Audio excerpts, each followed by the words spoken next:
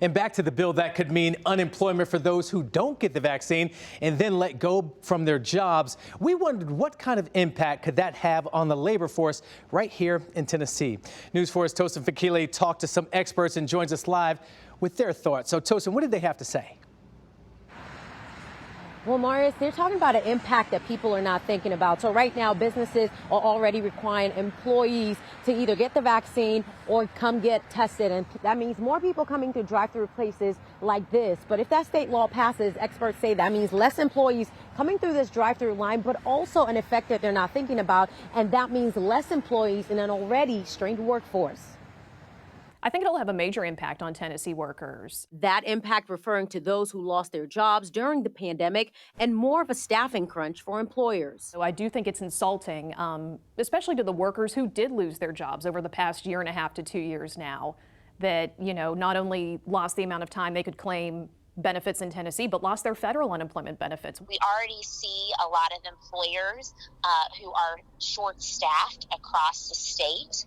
And if employees know that they can collect unemployment for simply refusing vaccines, it increases incentives to not get a vaccine and go on unemployment, whether you're personally against the vaccine or not. And law professor Jennifer Chanel says it's something taxpayers should keep an eye on. I would expect the number of people on unemployment in Tennessee to go up if the Tennessee legislature passes such a bill, and that's ultimately going to fall on the Tennessee taxpayers. Right now, unemployment in Tennessee is $275 a week. So I asked, is that enough money to concern taxpayers or for people to not get the shot? A lot of people taking a little bit of money is still a lot of money for the state. While it may not be enough to stop working long term, it could be enough for somebody to stop working in the short term, and that still costs Tennessee taxpayers money.